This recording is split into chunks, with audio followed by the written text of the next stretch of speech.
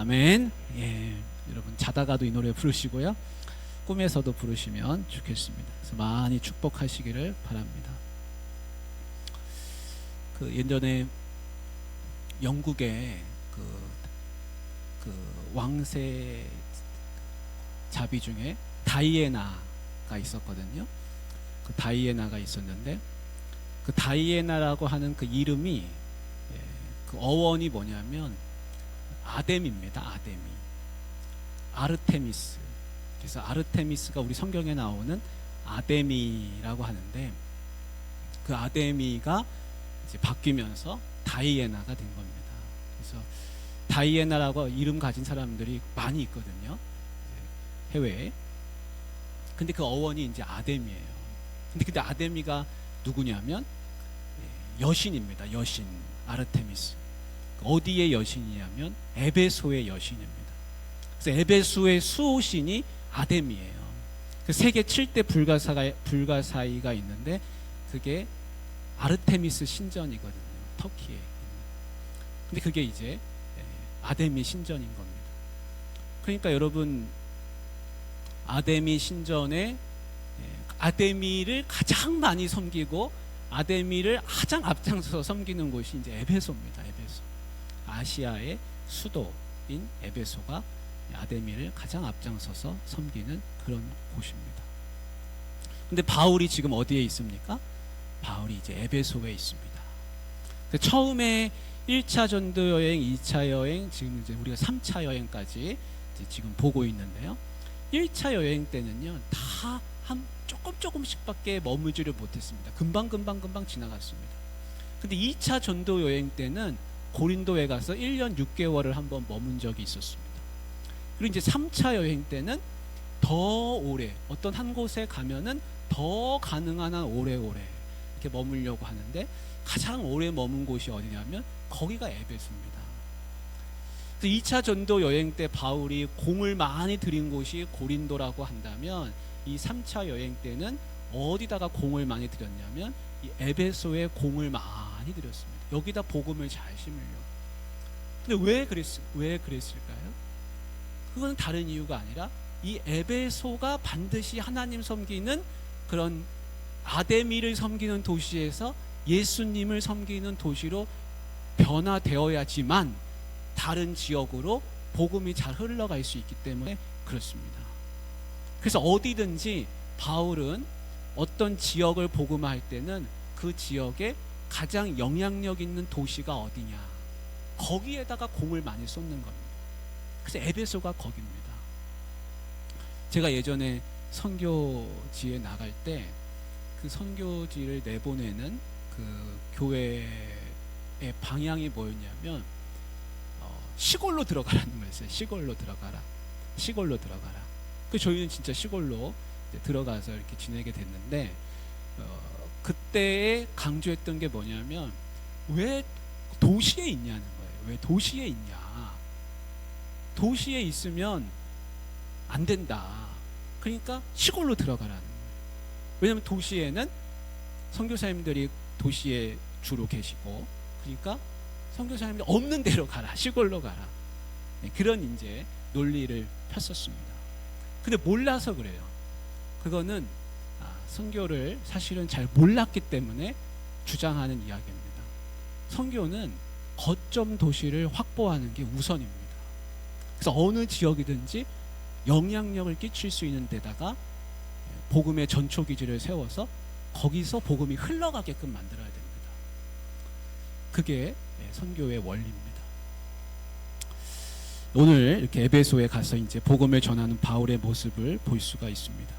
오늘 말씀에 이렇게 시작을 합니다.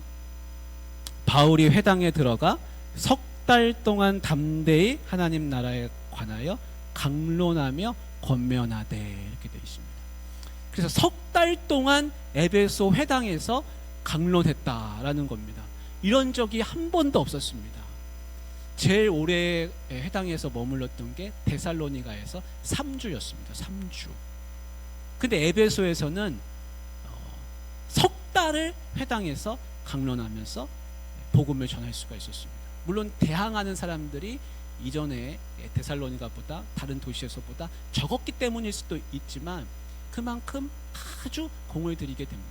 나중에 보면요, 이 데살로니가에서, 이 에베소에서 한 3년을 공을 들인 것을 우리가 알 수 있습니다.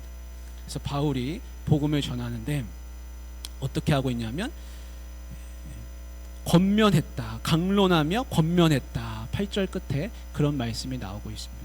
그래서 권면했다는 것은 단순히 지식을 전하는 게 아니라 거기에 있는 에베소 사람들에게 도전했다는 겁니다. 도전했다.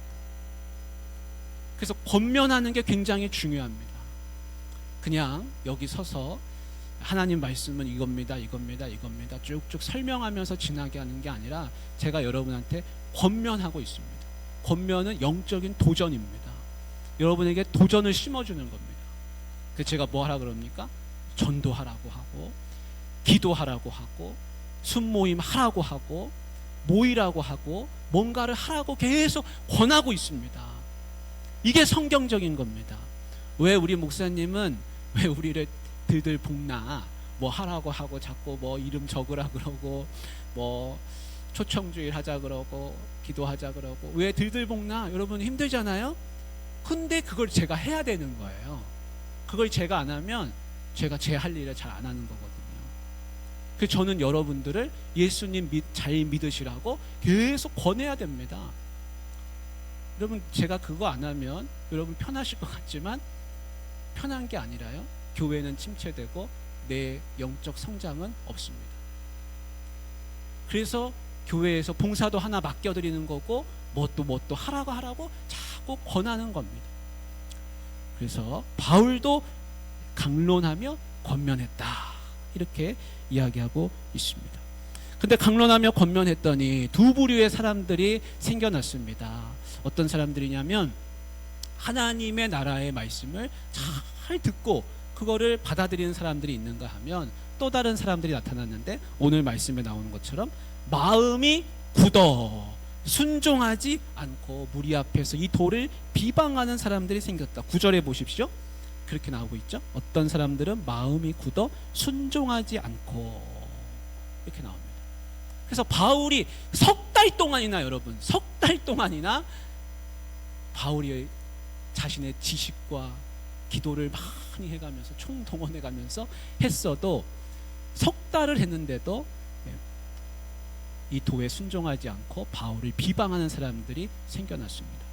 그래서 여러분 어디 가셔서 예수님에 대한 이야기를 했을 때 그 사람이 보이는 반응이 그거를 비방하고 나는 그런 거 관심 없다 그러고 팔짱 끼고 눈 흘기고 오히려 나를 힘들게 하고, 여러분 그게 이상한 게 아니라 바울이 해도 그렇게 하는 겁니다. 내가 하면 바울보다 잘하겠습니까? 내가 한다고 잘하겠습니까? 바울보다 잘할 수 없잖아요. 그러니까 그렇게 사람이 반응하는 것은 이상한 게 아니라 옛날부터 복음을 전하면 그런 반응이 나오는 겁니다. 그러니까 어떻게 해야 됩니까? 오늘 어떻게 석 달 동안 어떻게 했다고 그랬습니까? 담대히 전했다. 담대하게 전했다. 그렇게 말씀하고 있습니다. 그러니까 이거를 이겨낼 수 있는 방법은 담대해지는 것 외에는 방법이 없습니다. 아, 그래. 바울이 했어도 그런데 내가 하면 오죽하겠냐. 나는 담대해지리라. 주눅 들고 해도 안 되는구나. 소용없구나. 이제 하지 말자. 그게 아닙니다. 그게 아니라 또 하는 겁니다. 또 하고 또 하고 다시 하고. 그래서 한 번 찔러보고 두 번 찔러보고 세 번 찔러보고 계속 하는 겁니다. 그래서 내 옆에 있는 분이 예수 안 믿는다고 여러분 그냥 내가 실족하고 나는 전도에는 못하는 사람이구나, 이 전도는 내가 할 수 없구나, 그런 마음 먹지 마시기를 바랍니다. 마음이 단단해졌다. 마음이 굳어 순종하지 않았다. 왜 이들이 마음이 굳어 순종하지 않게 됐습니까? 왜 이들이 순종하지 않게 됐습니까? 여기 마음이 굳었다라는 말은 마음이 뼈같이 됐다는 겁니다. 뼈같이 됐다. 그래서 딱딱해졌다는 겁니다. 시멘트처럼 됐다는 겁니다. 그래서 마음이 부들부들하고 마음이 부드럽고 그래야 복음이 들어가서 옥토밭에서 씨가 자라서 뿌리가 내리고 그렇게 열매가 맺혀지는데 이들은 그냥 굳어버린 사람들인 것입니다. 그래서 여러분 굳은 사람들은 어떻게 해야 되겠습니까? 굳은 사람들 은혜를 받아야 할 줄로 믿습니다. 그 때가 되면 그 사람이 은혜를 받습니다. 힘들고 어려운 일이 생기잖아요. 그러면 기도하는 겁니다. 언젠가 다시 한번 그가 꼭 나한테 이런 말 할 때가 있을 겁니다. 나 기도해줘. 내 요즘 힘들어. 나 기도해주면 좋겠어. 여러분 기도를 누구한테 가서 부탁하겠습니까? 믿는 사람한테 부탁하는 거죠. 믿는 사람한테. 제가 예전에 장례식장에서 정말 오랜만에 어릴 때 친구를 만나게 됐습니다. 근데 그 친구가 하는 말이, 그 친구는 예수님을 안 믿어요. 근데 그 친구가 저를 붙잡고 하는 말이 뭐냐면 나이가 40이 넘었는데 아직도 애가 없다는 겁니다. 그러면서 네가 기도해 달라는 거예요. 그래서 그래 그럼 우리 같이 기도하자. 기도했습니다. 하나님 그 장례식장에서 밥 먹다가 같이 기도한 거예요. 대화 나누고. 근데 얼마 전에 보니까 카톡에 애기 사진이 떠 있는 거예요. 애기 사진. 야 이거 기도해가지고 태어났구나.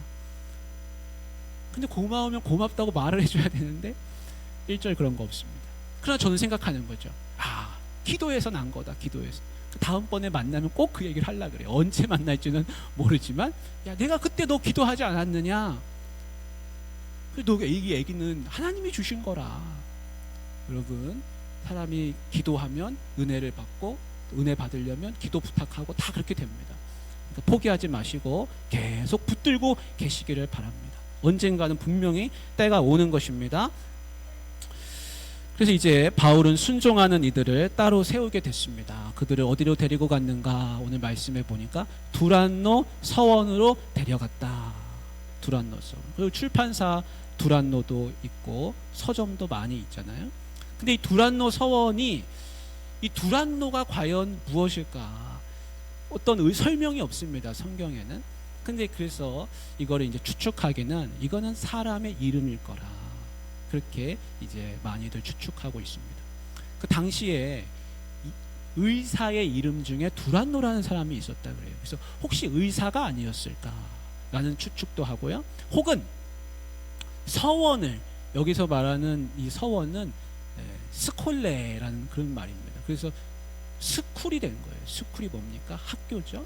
그래서 조그만한 그런 강의를 하는 그런 장소를 가지고 있는 그런 사람이었을 것이다. 그래서 이 사람은 철학자였을 것이다. 교사였을 것이다. 여러 가지 그런 추측들이 있습니다. 중요한 건 뭐냐면 이 두란노라고 하는 사람이 자기의 장소를 바울에게 빌려줬다는 겁니다.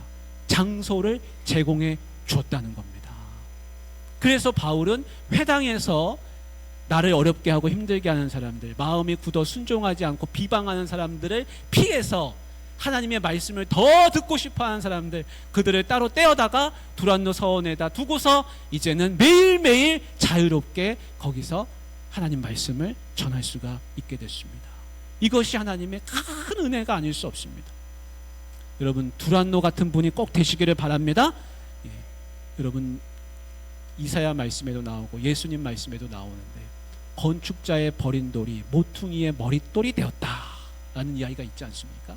그런데 그 모퉁이의 머릿돌이라는 것은 그냥 저 구석에 하나 모퉁이에 있는 돌을 말하는 게 아니라 모퉁이의 머릿돌이 됐다는 말은 받침돌이 됐다는 뜻이거든요. 받침돌. 기둥을 세우려면 받침돌이 있어야 되잖아요, 밑에. 근데 그 받침돌이 됐다는 겁니다. 주춧돌이 됐다는 겁니다. 그래서 바울이 곳곳에서 복음을 전하는데 이렇게 가는 곳마다 그곳의 교회에 주춧돌이 되는 사람들이 꼭 나타납니다. 지금까지 우리가 이 사도행전 말씀을 보았는데 곳곳에 갈 때마다 어느 지역에 가면 바울의 동역자 되는 사람, 그 교회의 주춧돌 되는 분들이 꼭 나타나기 마련입니다. 근데 이 에베소에서 이 두란노라는 분이 그 주춧돌, 밑받침 돌을 하고 있습니다. 여러분 내가 주춧돌 되시기를 바랍니다.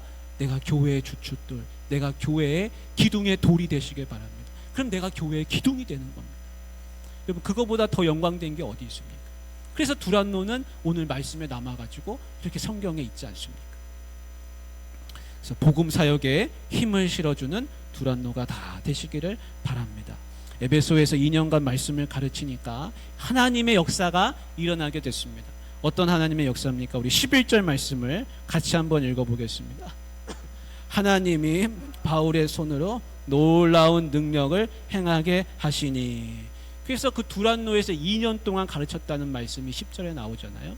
2년 동안 가르치니까 그 아시아의 수도인 에베소에서 2년 동안 가르치니까 곳곳에 아시아에 있는 사람들이 다 복음을 듣게 되는데, 이제 복음 사역이 활발해지면서 놀라운 하나님의 역사가 하나 나타났습니다. 그게 뭐냐면 바울로부터 나타나는 신유의 은사입니다. 신유의 은사. 근데 이 신유의 은사는요, 바울이 하는 겁니까? 오늘 방금 읽었습니다. 11절 말씀, 거기 뭐라고 되어 있습니까?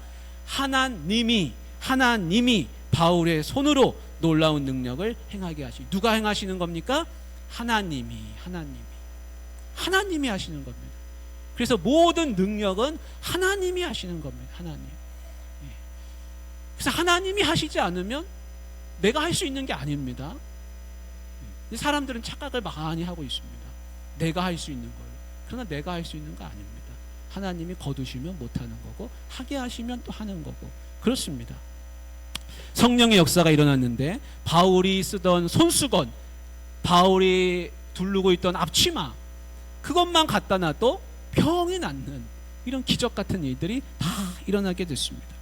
우리 사도행전 5장 15절에 보면 이런 말씀이 있습니다. 심지어 병든 사람을 메고 거리에 나가 침대와 요유에 놓이고 베드로가 지나갈 때 혹 그의 그림자라도 누구에게 덮일까 바라고. 여러분, 이런 일이 지금 여기 에베소에만 일어난 게 아니라 성령의 역사가 일어났던 이 사도행전 5장의 말씀에 보면 베드로가 지나가는데 베드로 그림자라도 가서 덮이면 병이 나을까 하는 사람들이 구름대 같이 몰려와가지고 병을 고쳤다라는 말씀이 나옵니다. 근데 예수님 때에도 이런 일이 있었습니다. 언제 있었습니까? 혈루병 여인이 예수님 뒤에 가서, 이거는 뭐 예수님한테 고쳐달라고 한 것도 아니고 그냥 가서 예수님 옷자락만 하나 손 딱 댔는데 온 몸이 다 낫게 됐습니다. 여러분, 그래서 하나님의 능력은요, 우리가 상상할 수 없는 것입니다. 우리의 상상을 다 뛰어넘고 초월합니다. 바울이 이런 능력이 지금 에베소에서 나타나게 됐습니다. 근데 여러분, 이거는 아주 예외적인 경우라는 것을 늘 생각하시길 바랍니다. 예외적인 일이다. 특별한 일이다. 오늘 말씀에 거기 뭐라고 되어 있냐면 11절에 하나님이 바울의 손으로 놀라운 능력을 행하게 하시니. 이거 그냥 능력이 아니라 앞에 놀라운 능력이라는 게 붙어 있습니다. 그래서 이걸 영어 성경에 보면 이걸 스페셜이라고 써놨어요. 스페셜이라고. 특별한 겁니다. 이거 평범하지 않은 겁니다. 이 놀라운이라는 말은 예외적이라는 뜻이 있어요. 예외적인. 그래서 이거를 바라고 구하고 여기에 빠져들면 신앙생활을 제대로 못하는 겁니다. 이거는 특별한 겁니다. 특별한 거. 그래서 이런 일들이 일어나게 됐습니다. 근데 이 일을 아주 이 일에만 몰두하는, 하나님이 신유의 은사를 나타나게 하신 것은 이걸 통해서 하나님이 영광을 받고 복음이 전파되게 하기 위함인데, 이거에만 집중하는 한 사람들이 생겨났습니다. 그 사람들이 누굽니까? 오늘 나오는 에베소에 있는 많은 마술사들입니다. 많은 마술사. 이 마술사들은 복음에는 관심이 없습니다. 뭐에만 관심이 있습니까? 병 낫는 거에만 관심이 있습니다. 손수건을 던지니까, 앞치마를 갖다 놓으니까, 가서 만지니까 놀라운 능력이 나타나더라. 거기에만 눈을 부르키고 쫓아다니는 사람들이 생겨나게 됐습니다. 그래서 이 신비한 능력에만 눈독을 들이는 거예요. 그 능력을 받으려고. 이거는 신앙생활이 아닙니다. 이 마술사들은 그 능력만 얻으려고 하는 거예요. 여러분, 이 마술사들이 바라고 원하는 것은 뭐냐면 능력이에요. 능력. 믿음이 아닙니다. 능력은 어디서부터 옵니까? 믿음에서 오잖아요. 믿음에서. 근데 그들은 믿음은 상관없고 그 능력, 그것만 바라보는 겁니다. 제가 인도네시아에 있을 때 인도네시아에는 두꾼이라는 게 있습니다. 두꾼이 뭐냐면 우리로 치면은 쉽게 얘기하면 무당이에요. 무당. 근데 두꾼이 얼마나 많은지 모릅니다. 얼마나 많이 돌아다니는지 모릅니다. 마을마다 두꾼이 있습니다. 그 두꾼이 뭘 하냐면 병을 고칩니다. 그래서 아프면 두꾼한테 가는 거예요. 두꾼한테 가면 그럼 병이 낫습니다. 병이 나아요. 병이 낫다고 또 믿어요. 병이 고쳐지는 거예요. 여러분, 저도 병 고칩니다. 저희 애들이 아프다 그러면 저도 같이 기도해요. 그럼 좋아졌다 그래요. 야, 기도하니까 병이 낫는구나. 하나님 감사합니다. 근데 우리 다 병 고치잖아요. 여러분들도. 그런데 두꾼한테 가는 거예요. 그래서 놀라운 일들이 생기는데, 그런 두꾼을 좋아하고 믿고 하는 마음들이 많다 보니까 여러분, 이런 일들이 한 번 있었습니다. 이거 뉴스에서 나오는 거예요. 뉴스에서. 우리로 치면 KBS 뉴스에서 방송하듯이 사건 나오는 겁니다. 어느 한 학교예요. 학교인데 거기에 학생들이 한 중학생쯤 되는 아이들이 다 교복 입고 있어요. 근데 교복 입은 애들이 교실 바닥에서 막 떼굴떼굴 막 굴르는 거예요. 막 거품 물고 눈 뒤집히고, 한 명이 아니라 교실에 있는 애들 수십 명이, 복도에도 막 애들이 떼굴떼굴 굴러다니고. 그게 뭐냐면 집단 귀신 들림입니다. 그게 있습니다. 무당 좋아하고 그런 거 좋아하고 그런 그 마음에 있는 그 문화 속에 숨어 있는 그런 귀신의 역사가 나타나는 겁니다. 그 학교 전체가 귀신 들린 거예요. 이 집단 귀신 들림이라는 겁니다. 실제로 뉴스에서 그걸 보여주는 거예요. 그럼 어떻게 하냐? 그걸 어떻게 해야 되겠습니까? 떼굴떼굴 굴르는데 그 무슬림 성직자, 무슬림도 이맘이라는, 우리를 치면 이제 목사죠. 그 사람이 와가지고 막 안수기도 하는 거예요. 귀신 쫓으려고 축기하는 거예요. 그것뿐만이 아니라 공장이에요. 공장인데 근로자들이 떼굴떼굴 굴르는, 신문에 나온 거예요. 그런 일들이 지금도 펼쳐지고 있습니다. 도시 한복판에서. 그게 뭐냐면 귀신의 역사입니다. 어둠의 역사죠. 근데 인도네시아만 그럽니까? 여러분, 우리나라에 무당이 얼마나 많습니까? 점치는 사람만 수십만 명이고, 뭐 통계도 제대로 안 잡힌다 그럽니다. 통계에 잡힌 사람만 해도 뭐 100만이 넘는다나요? 그렇게 나옵니다. 그러니까 교회가 많다 하지만 교회보다 더 많은 게 점집이고 그런 데입니다.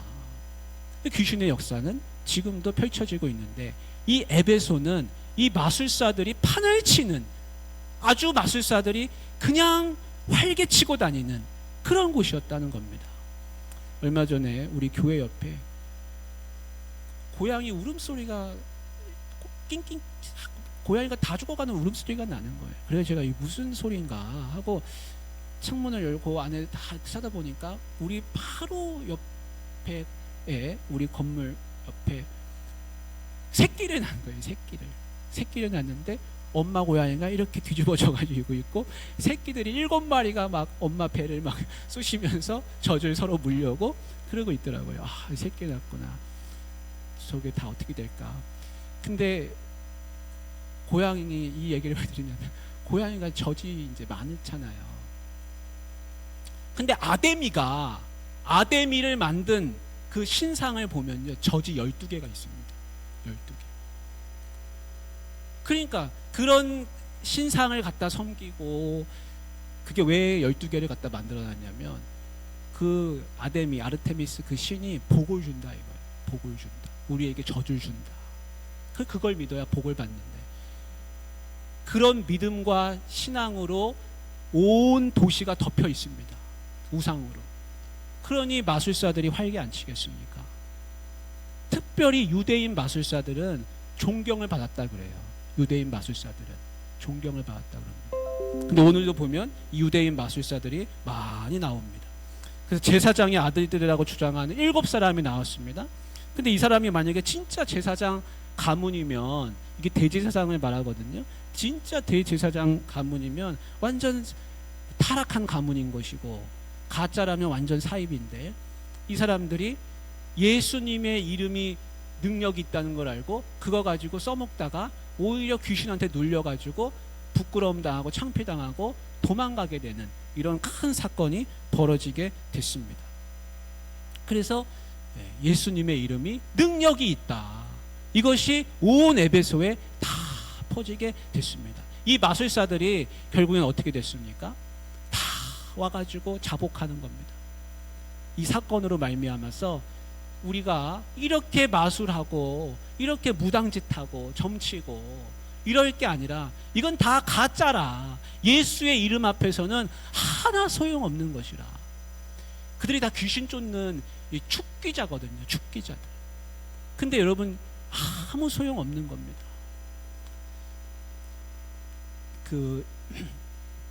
한 번은 인도네시아에 이런 일이 있었습니다.